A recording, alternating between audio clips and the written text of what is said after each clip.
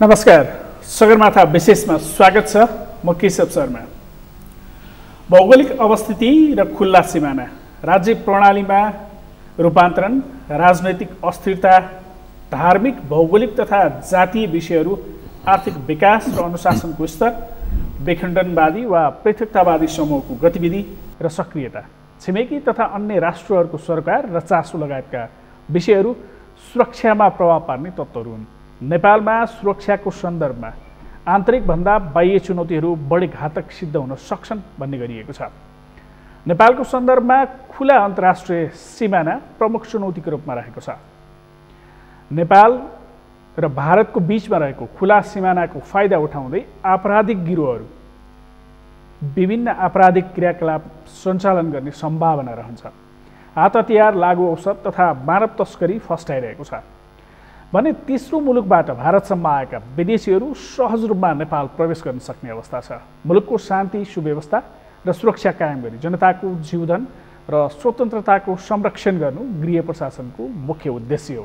गृह प्रशासनलाई सबल र सक्षम बनाई जनताको सुरक्षामा अनुभूति दिलाउन र सेवा प्रवाहलाई प्रभावकारी बनाई सुशासन कायम गर्न हाल गृह मन्त्रालय मातहत विभिन्न विभाग तथा जिल्ला प्रशासन कार्यालय र इलाका प्रशासन कार्यालय, सीमा प्रशासन लगायतका कार्यालयहरू कार्यरत छन्। नेपाल प्रहरी, सशस्त्र प्रहरी बल, नेपाल लगायतका निकायहरू केन्द्रदेखि स्थानीय तहसम्म क्रियाशील छन्। राजनैतिक अस्थिरतालाई पनि सुरक्षा चुनौतीको विषयका रूपमा मानिएको छ।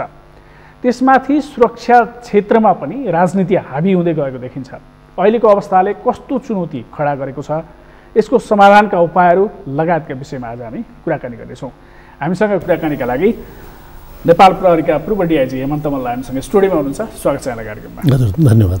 यो सुरक्षामा चुनौती थपिने भने राजनीतिक अस्थिरताले पनि चुनौती थप्छ भनिएको छ। अहिले संसद विघटनपछि राजनीतिक संवैधानिक यो चुनौती छ, राजनीतिक अस्थिरता निम्ति यो भनिएको छ। यसले सुरक्षा चुनौती कतिको खडा गरेको छ?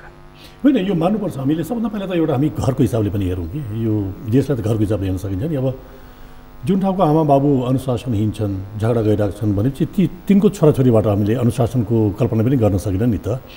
र अहिले त समस्या के भइदियो भने तपाईँको त्यसले गर्दा के छ भनेपछि दण्डहीनता, अनुशासनहीनताको जुन कुराहरू आयो नि, एउटा समस्या त्यो छँदैछ। र अर्को सबभन्दा डरलाग्दो के भइदियो भने तपाईँको 46 सालपछि र अहिले आएर किनकि यसलाई नियन्त्रण गर्ने भनेको त सरकारी निकायले हो, त्यही हो, सुरक्षा निकाय सरकारी निकायले गर्ने हो नि त। र हामी बोर्डरकै हामी कुरा गर्ने भने तपाईँको बोर्डरमा अहिले डेडिकेटेड एपिएफ खटेको कति भन्छ, 4-5 वर्ष त भएको छ। त्योभन्दा पहिला त बोर्डर ओपन थियो, पुलिसले क्रस बोर्डर क्राइमहरू हेरिरहेको थियो। त्यसले गर्दा तपाईँको इन्स्टिट्युसनहरू पनि कमजोर पार्ने कामहरू भयो, यिनीहरूलाई फङ्सनल नबनाउने कामहरू पनि भयो। त्यसले गर्दा के छ भनेपछि जुन हामीले अघि कुरा गऱ्यौँ तपाईँको अनुशासनहीनताको कुरा गऱ्यौँ, दण्डहीनताको जुन कुराहरू छ जुन बढ्दै गइरहेको छ, त्यसलाई नियन्त्रण गर्ने एजेन्सीहरू कमजोर भयो भने तपाईँको झन् थप्पिन्छ, त्यो घट्दैन हो त। यो तर यही बेलामा नि सुरक्षा सम्बन्धी नयाँ कार्यविधि 2077 जारी गरेर अहिले पूर्व विशिष्टहरूको सुरक्षामा खटिने सुरक्षाकर्मीहरूको सङ्ख्या घटाइएको छ। हजुर, यसले उहाँहरूकोमा त्यो सुरक्षा चुनौती थप्दैन? त्यो थप्छ तपाईँको। अब के हो भनेपछि किन क्याबिनेटबाट निर्णय गर्दाखेरि पनि एउटै फर्मेटमा सबैतिर सुरक्षाकर्मी खटाउने भन्ने हुँदैन। कसैले बढी थ्रेट होला, कसैले कम होला। अब सङ्ख्या कति छ तिमीलाई पनि थाहा छैन होइन। जस्तै अब इक्जाम्पलको लागि हेर्ने भने तपाईँको अहिलेको सबभन्दा ठुलो सुरक्षाको यदि भिआइपीमा हेर्ने भने तपाईँको अब पिएम र प्रेसिडेन्टदेखि बाहेक त प्रचण्डलाई नै हो, त्यो त हामीले मान्नैपर्छ त्यो। तर त्योभन्दा डरलाग्दो यहाँ अर्को कुरा देखेँ कि मैले, अर्को डरलाग्दो कुरा के देखेँ भने तपाईँको जनमुक्ति सेनाका जुन पूर्व जनमुक्ति सेनाका उनीहरूलाई खटाइएको छ। तर उनीहरूले खटाउनु हुन्छ हुँदैन त्यसमा म जान्दैन। तर यहाँ सबभन्दा डरलाग्दो के भने तपाईँको कहीँ भिआइपीको सेक्युरिटीमा थ्रेट भयो भने त्यहाँ रुल अफ इङ्गेजमेन्ट भन्ने हुन्छ। रुल अफ इङ्गेजमेन्टमा जुन सुरक्षाकर्मीहरू हुन्छन् नि उनीहरूलाई तपाईँको कानुनले प्रोटेक्सन गर्छ कि कहीँ उनीहरूले प्रतिकार गर्दाखेरि कोही मान्छे मऱ्यो, कोही घाइते भयो होइन, जनमुक्ति सेना त कानुनले चिन्दैन। त्यसले गर्दा एउटा समस्या त्यो आउनसक्छ, यो समस्या आउनसक्छ किनकि अहिले त प्रचण्डको माथि खटाएको छ, भोलि दिन अरूतिर खटाउन थाल्यो भनेपछि तपाईँको जुन यो रुल अफ इङ्गेजमेन्टको कम्प्लिटली बाहिर जान्छ यो कुरा। तर उहाँलाई खटाएको, तपाईँले प्रचण्डको कुरा उठाइहाल्नु, हजुर, उहाँलाई खटाएको सुरक्षाकर्मीको सङ्ख्या हेर्दा पनि नेपाल प्रहरीबाट 47 डिएसपी सहित, सशस्त्र प्रहरीबाट इन्सपेक्टर निरीक्षकको नेतृत्वमा 27 भन्यो भने यो सङ्ख्या हेऱ्यो भने त्यो सङ्ख्या कम हो र बढी नै थियो नि होइन? होइन, सङ्ख्या त पुग्छ, यो सङ्ख्या पुग्छ। अब सङ्ख्याको मूल्याङ्कन हामीले किन गर्न सक्दैनौँ तपाईँको? जुन यो सङ्ख्या दिएको छ यो सङ्ख्या यथेष्ट हो होइन। यो सङ्ख्या मूल्याङ्कन गर्ने काम त सुरक्षा एजेन्सीको हो नि, उनीहरूले त्यो हेरेर गरेको हुन्छन्। र मेरो रिजर्भेसन तपाईँको जुन जनमुक्ति सेना खटाएको छ त्यसको रिजर्भेसन त्यो रुल अफ इङ्गेजमेन्टको हिसाबले मैले भन्नु खोजेँ मात्रै हो। अब जस्तो पूर्व राजाले पनि आफूलाई सुरक्षाकर्मी कम भयो भनेर गृह मन्त्रालय मार्फत त्यो चाहिँ निवेदन नै दिनुभएको छ, मलाई चाहियो योभन्दा बढी चाहियो भनेर। तर राजनैतिक दलका नेताहरूले चाहिँ आफू खुसी जनमुक्ति सेनालाई खटाउँदा त्यसले सुरक्षामा मात्रै चुनौती थप्छ अथवा राजनीतिक रूपमा पनि चुनौती थप्छ होला नि? होइन, थपिन्छ। यी कसरी भनेपछि तपाईँको जनमुक्ति सेनामा खटेका कुनै न कुनै रूपले तपाईँको पोलिटिकल्ली अवेर उनीहरू पनि हुन् होइन। मैले त तपाईँलाई जुन अघि मैले भने नि त्यो टेक्निकल कुरा हो, त्यो कम्प्लिटली टेक्निकल कुरा हो। बिचबिचमा रुल अफ इङ्गेजमेन्ट भन्ने कुरा चाहिँ आइराख्ने कुरा भएकोले मात्रै मैले भनेको। भोलि दिन त्यसले समस्या हुनसक्छ। समस्या के हुनसक्छ भनेपछि अहिले पार्टीहरूमा त टाउको फडाफड भइरहेको छ नि त अहिले। त्यसमा त झन् त्यो फ्युलिङ गर्छ। अब त्यो पोलिटिकली डक्ट्रिन लिएर बोकेका जुन तपाईँको सुरक्षाकर्मीहरू छन् नि त्यसले झन् समस्या थप्छ, त्यसले त समस्या घटाउँदैन।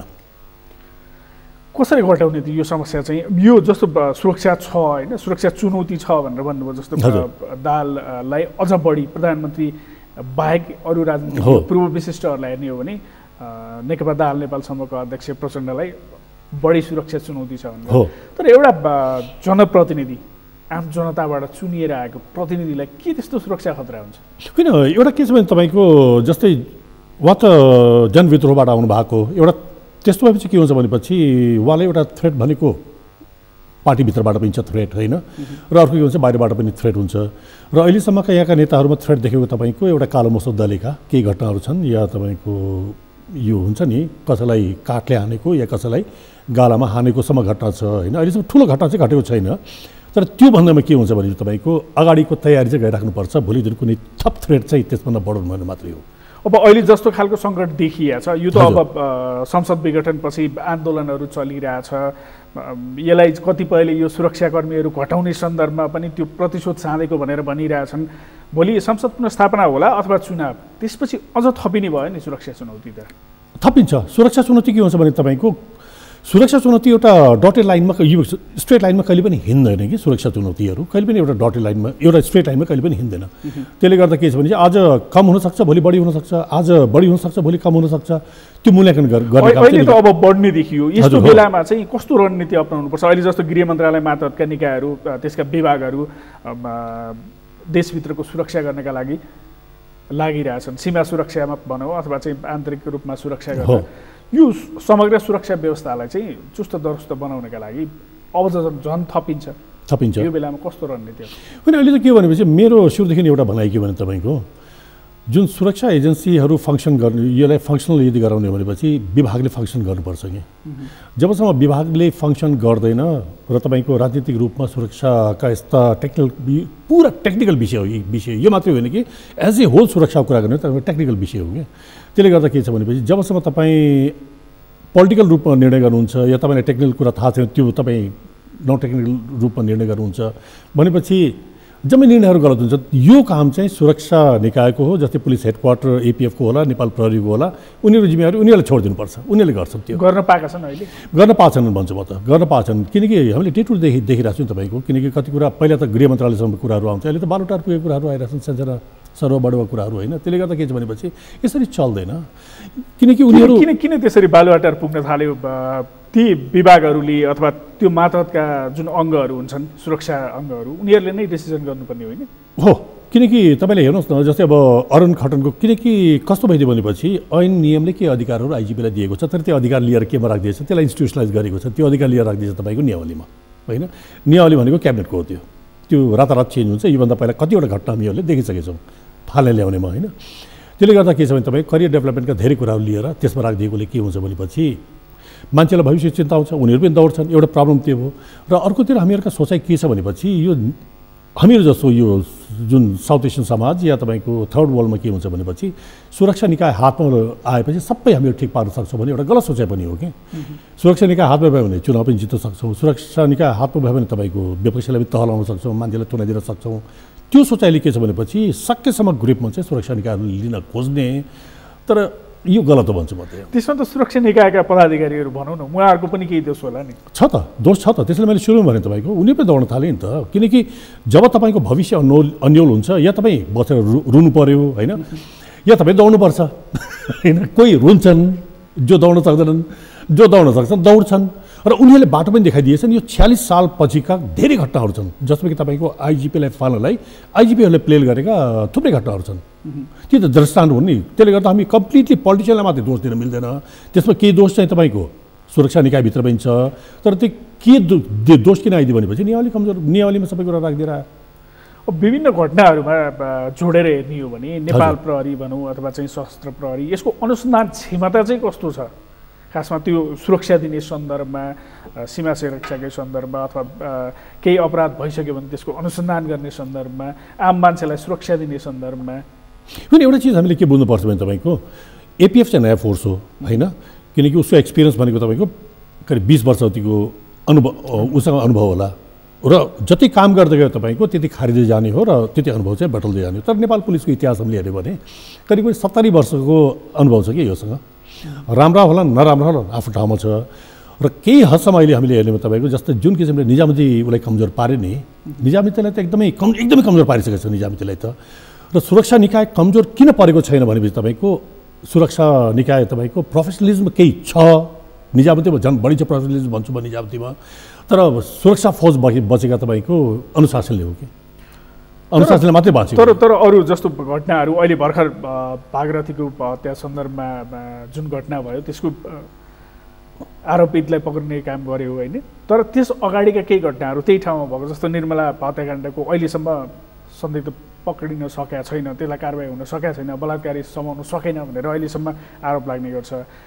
यो नेपाल प्रहरीले गर्न नसक्या अथवा चाहिँ त्यस्ता घटनाहरूमा राजनीतिक प्रेसर अथवा त्यो खालको आएर अथवा आम मानिसहरूले एक खालको यस्तो हुनुपर्छ है भनेर बाहिरै बनाइदिने त्यो खालको चाहिँ यसो हुनुपर्छ, फलानु हुन सक्दैन अथवा यसो हुन सक्दैन भनेर जसरी आउँछ नि त्यसले प्रभाव पार्ने हो कि अथवा प्रहरीले काम नै गर्न नसक्ने हो? होइन, अब एउटा घटनालाई मात्रै प्रतिनिधिमूलक घटनाको रूपमा हामीले लिनु मिल्दैन होइन। किनकि मैले तपाईँको हिजो र आज पनि हेरेको थिएँ यो हाम्रो सरकारी वकिल कार्यालयका हामी वार्षिक प्रतिवेदनहरू एकचोटि हामीले हेर्दाखेरि पनि धेरै आइडिया हुन्छ कि।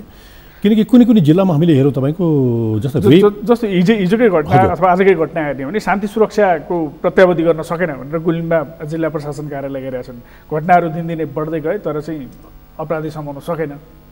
त्यो त मैले सुरुमा भने तपाईँको दण्डहीनता त एकदम बढिरहेछ।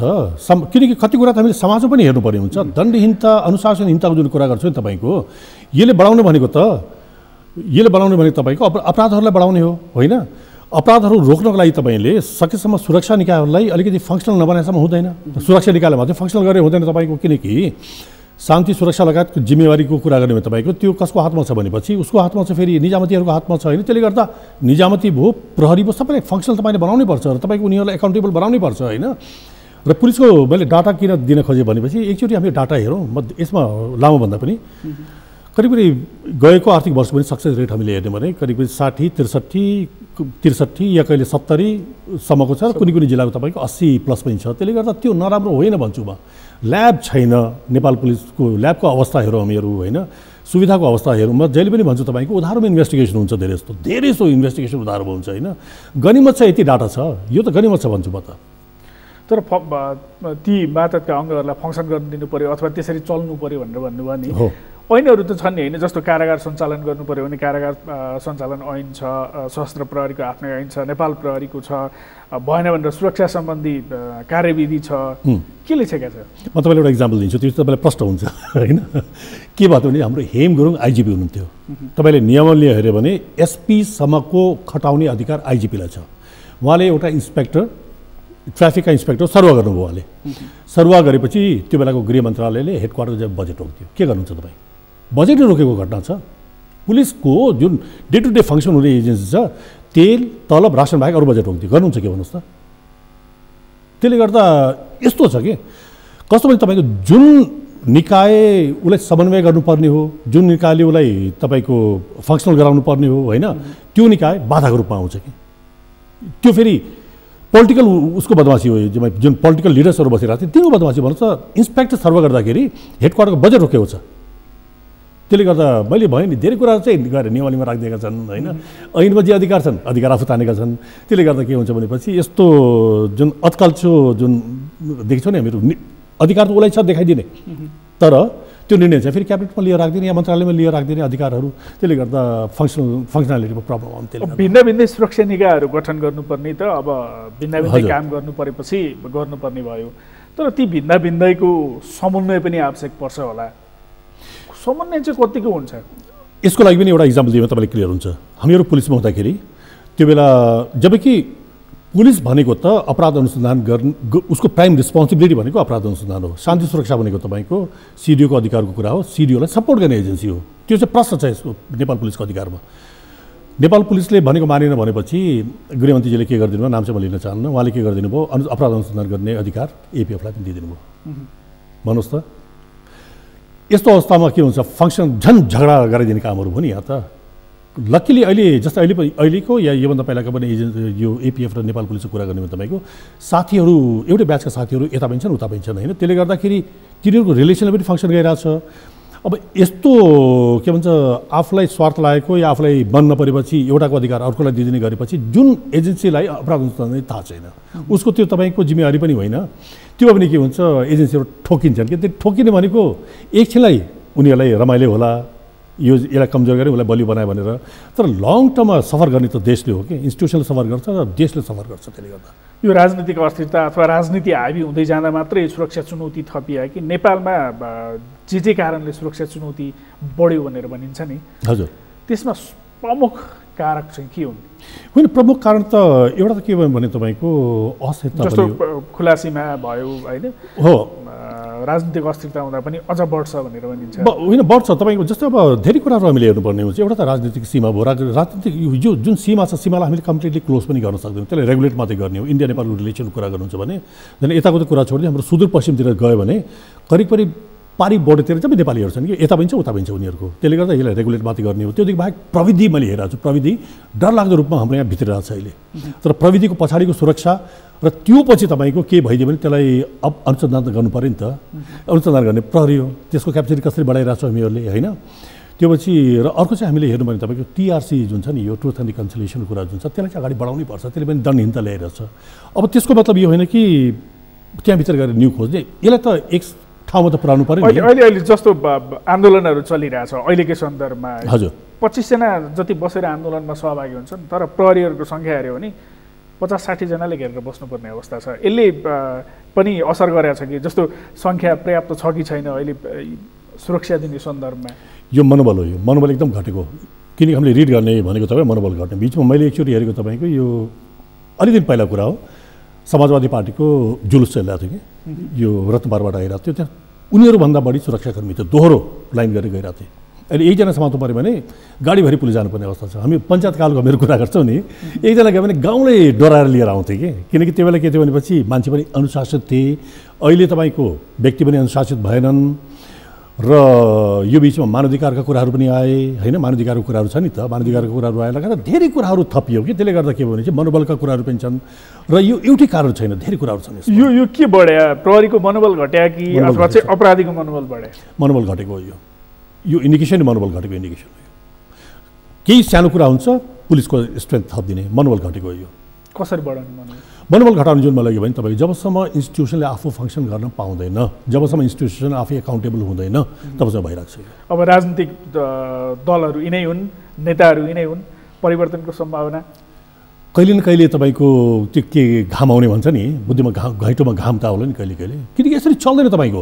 किनकि एक लेभलसम्म यही भयो भने तपाईँको भोलि दिन फङ्सन गर्दै, जस्तै इन्भेस्टिगेसन हामीले कुरा गरेको थियो नि, भोलि दिन हिजो अस्ति कति कारवाही हुँदाखेरि पुलिस अफसरहरू कारवाही हुँदाखेरि तपाईँको अनुसन्धानमा जान डराउन थाले मान्छेहरू होइन। र हामीले यो छानबिन समितिहरू एकपछि अर्को गठन गरिदिने, जस्तै भागरेतीको उसमा ती कुराहरू देखेन नि त।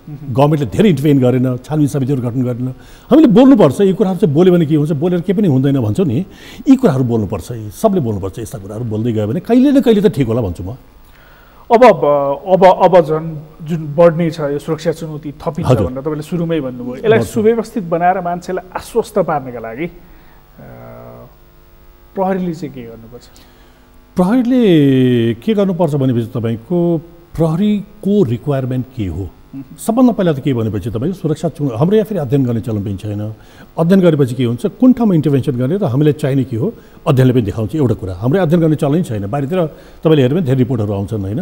र अर्कोतिर के हो भनेपछि तपाईँको अबका सुरक्षा च्यालेन्जेसहरू के हुन्, किनकि अब प्रमाण जस्तै अपराध अनुसन्धानको कुरा गऱ्यौँ, ल्याबको क्यापेसिटी बढाउने कुराहरू होला, त्यो तपाईँको करियर डेभलपमेन्टका कुराहरू छन्। त्यसमा प्रश्न नभएसम्म के हुन्छ, मान्छे दौड्ने काम चाहिँ जारी भइरहन्छ होइन। तर यहाँ त कस्तो भयो भने आम मानिसहरू मात्र विश्वस्त नहुने भन्दा पनि नेताहरूसम्म अथवा चाहिँ पूर्व विशिष्टहरूसम्म पनि विश्वस्त हुन सकेनन्। 17-18 को सङ्ख्याले जुन 47-48 अथवा 72 राखिरहेका मान्छेहरूले 17-18 को सङ्ख्या हुँदा प्रहरीले मेरो सुरक्षा गर्न सक्छ अथवा सुरक्षाकर्मीहरूले मेरो सुरक्षा गर्छन् भनेर विश्वास गर्न सकेनन्। उनीहरूलाई चाहिँ कसरी विश्वास दिलाउने? होइन, यो त जुन अहिलेको तपाईँ मलाई सङ्ख्या पनि थाहा थिएन, जुन तपाईँले 60-70 देखाउनु भयो नि, यो त कसो भने पोलिटिकल स्टन्ट हो कि। 60-70 भनेको यथेष्टसँग जस्तो लाग्छ। अहिले घटाइएको छ, पहिले चाहिँ 60-70 47 र 27 थियो पहिला, अहिले कम गऱ्यो होला। त्यो चाहिँ इन्स्टिट्युसनल रिभ्यू गर्नुपर्छ, हेर्नुपर्छ तपाईँको, किनकि सुरक्षाको पनि सर्टन फर्मेटहरू हुन्छन् कि तपाईँको फर्मेटहरू हुन्छन्। त्यो फर्मेट चाहिँ क्याबिनेटले थाहा पाउँदैन, त्यो फर्मेटहरू होइन, त्यो त इन्स्टिट्युसनले टुङ्गाउने कुराहरू हुन् तिनीहरू। त्यसले गर्दाखेरि यो जम्मै के भने सरसर्ती हेर्ने हो भने अन्य देशहरू जस्तो नेपालमा त्यत्रो सुरक्षा चुनौती भएको अथवा त्यो खालका कामहरू भएको जुन द्वन्द्वका समयमा केही मान्छेहरू मारिन्थे अथवा चाहिँ भिडन्त हुन्थ्यो, त्यो खालको सम्भावना पनि छैन। अहिले पोलिटिकल पार्टीहरू अथवा आम मान्छेहरू चाहिँ सहज रूपमा हिँड्न सकिरहेको सुरक्षाको कारणले अथवा चाहिँ त्यस्तो खालको घटना नभएर सहजै देखिन्छ नि होइन वातावरण। एउटा के हुन्छ तपाईँको सुरक्षा भनेको अपराधको सङ्ख्या बढ्दैमा अपराधको सङ्ख्या घट्दैमा सुरक्षा घट्ने बढ्ने होइन कि। सुरक्षा भनेको तपाईँको एउटा पर्सेप्सन हो कि। सुरक्षा तपाईँले कसरी ग्राफ गर्नुहुन्छ, तपाईँ सुरक्षित फिल गर्न सक्नुहुन्छ कि सक्नुहुन्न। र सुरक्षा भनेको देखिने चिज पनि होइन, बम पड्केरै तपाईँको सुरक्षा भन्ने हुँदैन कि। त्यसले गर्दा के हुन्छ भनेपछि भोलि थ्रेट लगायतका कुराहरू त एक किसिममा यसको असेसमेन्टहरू त निकायहरूले गर्छ, सुरक्षा निकायहरूले, र उनीहरूले निर्णय गर्ने हो कि उनीहरूले निर्णय छोडिदिनुपर्छ। र यो एउटा के हुन्छ भने चाहिँ अब तपाईँ कुनै लेभलमा बस्नु भएको छ र एक किसिमको तपाईँले सुरक्षा इन्जोय गरिसक्नुभयो र हामीहरूको फेरि ऊ पनि छ, यो के भन्छ, आफूसँग सुरक्षा फौज लिएर हिँड्ने, हात हतियार देखाउने, सेट देखाएर हिँड्ने बानी झन् हाम्रो तराई, म त तराईकै हो नि, फेरि तराईतिर चलन पनि छ कि। यो एउटा ऊ पनि छ फेरि हामीहरूको, भनेपछि यही चलनले अहिलेको यो पनि प्रभावित भयो। त्यो पनि प्रभावित भएको हुनसक्छ। हस् हस्, यहाँसम्म आएर हामीलाई समय दिनुभयो, यसलाई धेरै धेरै धन्यवाद। हस्, धन्यवाद। उहाँ हुनुहुन्थ्यो नेपाल प्रहरीका पूर्व डिआइजी हेमन्त मल्ल हामीसँग कुराकानी गर्नुहुँदै। आजका लागि सगरमाथा विशेषको समय सकिएको छ। सगरमाथा टेलिभिजन हेर्दै गर्नुहोला। म केशव शर्मा बिदा हुन्छु। नमस्कार।